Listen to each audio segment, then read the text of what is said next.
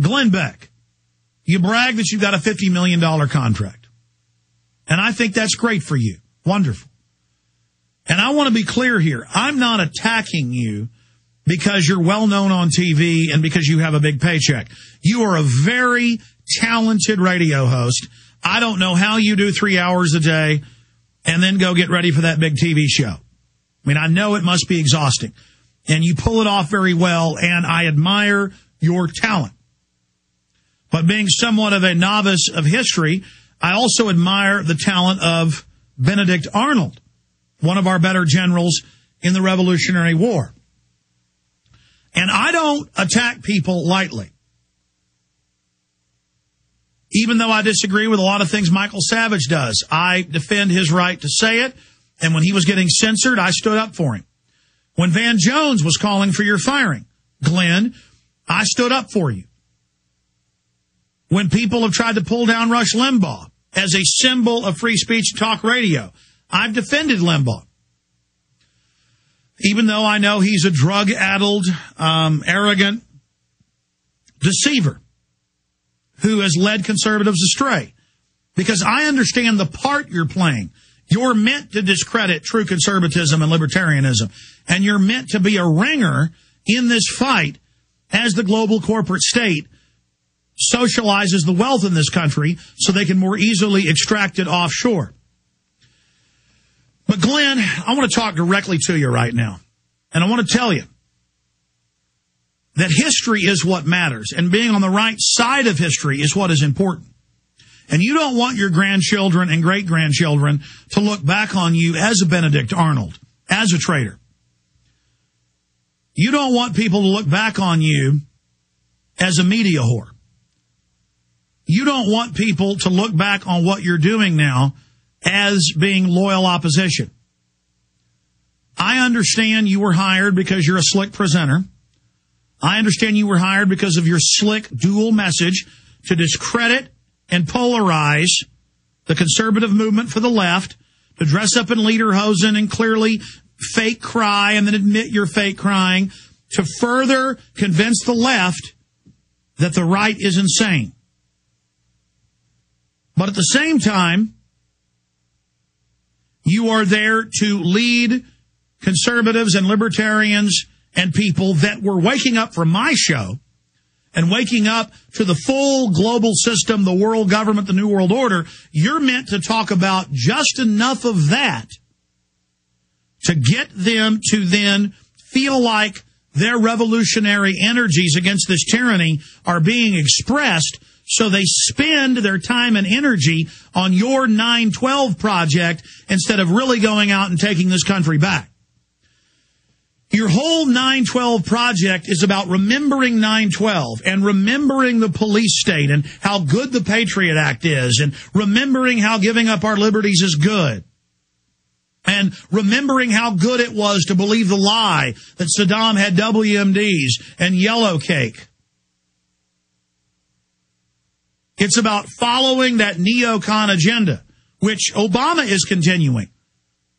You know, Glenn Beck attacks Obama and says he's pulling our troops out of the Middle East. He wants al-Qaeda to attack us, giving him left cover. The truth is, Obama has taken 50,000 troops out of Iraq and moved them to Afghanistan, and then moved 50,000 plus more contractors into Iraq, boosting the total number of troops. So when you come out and call him a communist, he's not a communist. He got 4 times the money John McCain did. Because John McCain wasn't the heir apparent. He wasn't the corporate, slick Harvard person. And I'm not saying vote for John McCain. I'm saying we didn't really have a choice. The media hyped Coca-Cola president. The media president was Barack H. Obama.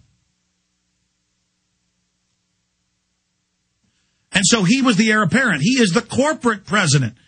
But see, Glenn Beck is meant to make conservatives not shift out of the left-right paradigm. He's meant to keep them in that paradigm and to see Obama as this big leftist, when really he's just a statist looting us for offshore banks. $23.7 trillion has been stolen by the bipartisan group under Bush and Obama to offshore banks. They're using that money to come in and buy up our economy and the smaller banks and insurance companies and credit unions.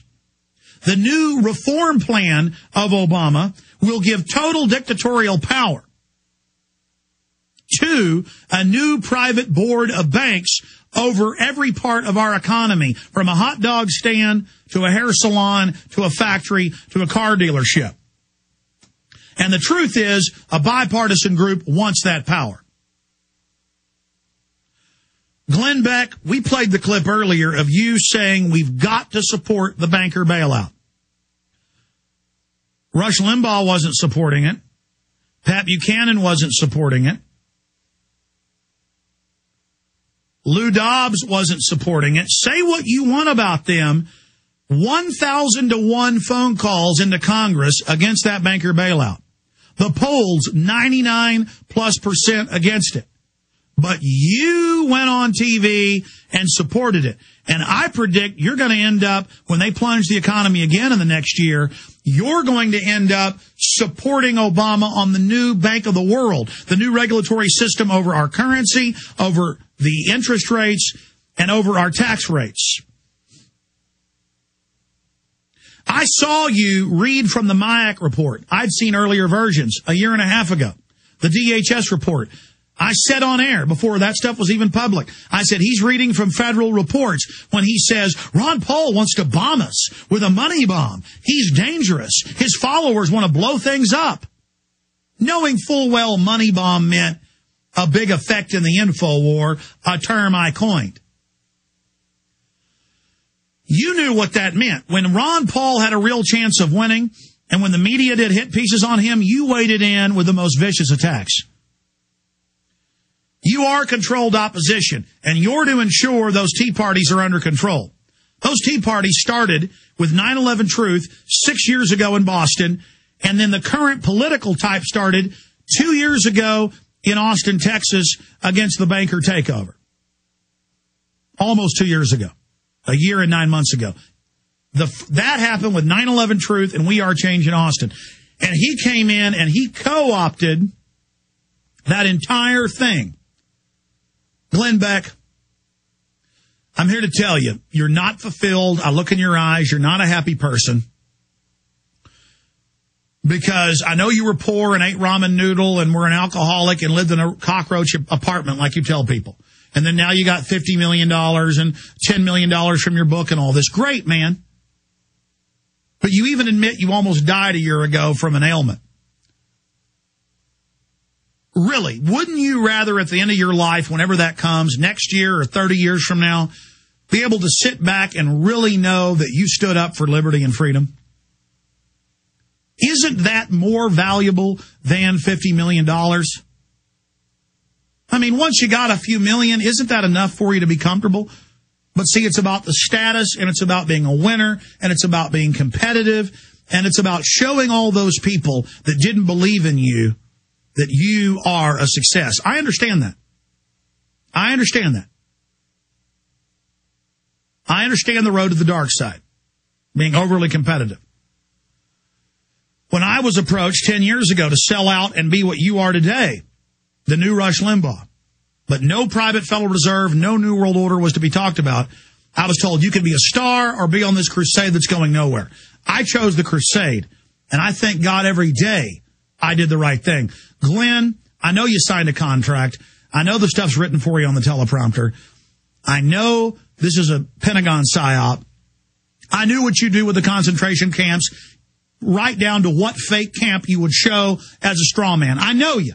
I study the people controlling you. And you are smart enough to know they plan on destroying you in the end. You're smart enough to know that they're going to build you up and then destroy you in the end. That's their plan. You're even a willing participant in it. And then they'll build you up again later. Glenn, think twice about what you're doing. Think twice about what you're a part of right now. I'm not asking you, because I know you can't go all the way, to be a real patriot like Judge Napolitano. That's why you keep him in the basement. He comes out once a month on your show. That's why he's on the internet. And then they use Brian on there to be the frothing neocon as the counterbalance.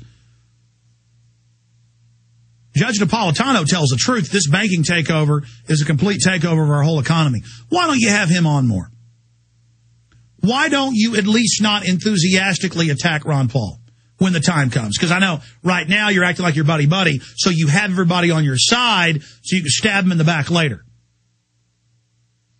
I know that's the game some big talk show hosts play with me. Wasn't born yesterday. But the issue here is just try to do whatever you can to redeem yourself, and don't be a Benedict Arnold in the end.